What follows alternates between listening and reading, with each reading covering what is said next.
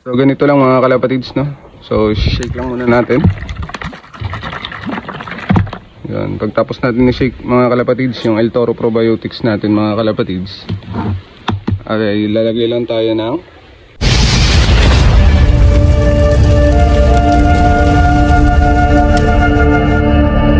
yun. So magandang araw mga kalapatids. So for today's video nga mga kalapatids ay maghahalo tayo ng El Toro Probiotics natin sa ating patuka mga kalapatids, no? So hindi lang pang tubig mga kalapatids, pwede rin sa patuka nyo ihalo yung El Toro Probiotics natin mga kalapatids, no? So ito yung ating patuka mga kalapatids. Siguro lalagyan lang natin mga kalapatids na 2 kutsara mga kalapatids sa mga plier natin mga kalapatids. Tapos lalagyan rin tayo ng El Toro Probiotics sa tubigan nila mga kalapatids. So ganito lang mga kalapatids yung paglagay. So ganito lang mga kalapatids, no? So shake lang muna natin. Yan, pagtapos natin ni-shake mga kalapatids yung El Toro Probiotics natin mga kalapatids, ay ilalagay lang tayo ng so 2 kutsara yung ilalagay natin mga kalapatids, no? Yun. So halo-haluin lang natin mga kalapatids nang dumikit yung El Toro Probiotics sa ating mga patuka mga kalapatids. So ganito lang. Yun, no? Yun. So saglit lang naman yan mga kalapatids. At kung makita nyo nang dumikit na sa patuka mga kalapatids ay siguradong papasok talaga o makakain talaga ng no? So matitikman talaga yung El Toro Probiotics natin mga kalapatids, no? So gawang El Toro Probiotics yan mga kalapatids. So bigay na natin sa mga pliers natin mga kalapatids. Let's go. Yun, so ito na nga mga kalapatids, no? So ibibigay na natin yung nalagyan natin ng El Toro Probiotics mga kalapatids sa ating mga warriors mga kalapatids. So excited na silang kumain mga kalapatids, no? So ayan, no? So bigay na natin.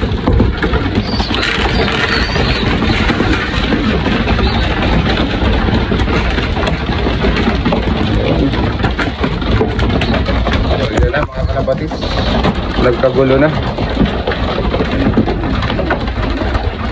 Nagkagulo na sila mga kalapatids.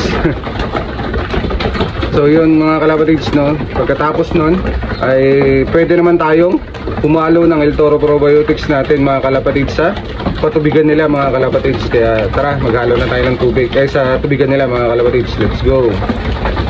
Yun, so dito naman tayo sa patubigan nila mga kalapatids, no? Hindi lang sa patuka mga kalapatids, no? Ay lalagyan din natin sila sa kanilang painuman mga kalapatids. Yun, so dahil tapos na tayo mag-flashing mga kalapatids ay 3 days naman natin gagamitin yung El Toro Probiotics ng tuwing morning lang naman mga kalapatids, no? So pagdating ng hapon mga kalapatids ay plain water na ibibigay natin. So yun, lagay na tayo dito. So 1 litro to mga kalapatids, no? So tinansya ko na lang yung tubig. So 2 rin mga kalapatids yung ibibigay natin o ilalagay natin sa kanilang tubigan mga kalapatids. So yun, okay na yan. Tapos i-shake na lang natin tong nila mga kalapatids, na lagayan ng tubig bago natin ibigay sa kanila mga kalapatids. Yun. So okay na yan mga kalapatids. Ibigay na natin mga kalapatids para makainom na sila mga kalapatids. Let's go. Yun, so ibigay na natin mga kalapatids yung tinimplan natin ng El Toro Probiotics sa ating mga warriors mga kalapatids. Let's go. Ito na. So inom na. Yun. So 3 days natin tong gagawin mga kalapatids, no? So pagkatapos nun gagamit na naman tayo ng isang gamot mga kalapatids na panlinis naman ang mga bituka nila mga kalapatids. Then pagkatapos nun mga kalapatids, siguro mga 4 days ko rin gagawin yun mga kalapatids. Tapos babalik tayo ulit sa El Toro Probiotics natin mga kalapatids, no? So hindi ko lang nagawan to ng full video yung ating pagkukondisyon sa mga alaga natin mga kalapatids. Pero hayaan nyo, next time ay gagawin ko ng full video yung pagkukondisyon ng mga kalapati ko mga kalapatids, no?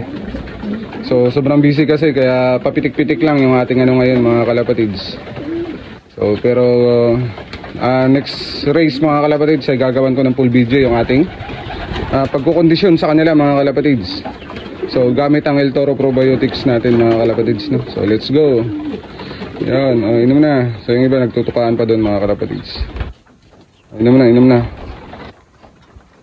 Yun, so hanggang dito na lang mga ka-El Toro Probiotics, mga kalapatids. No, so hanggang dito na lang. Bye.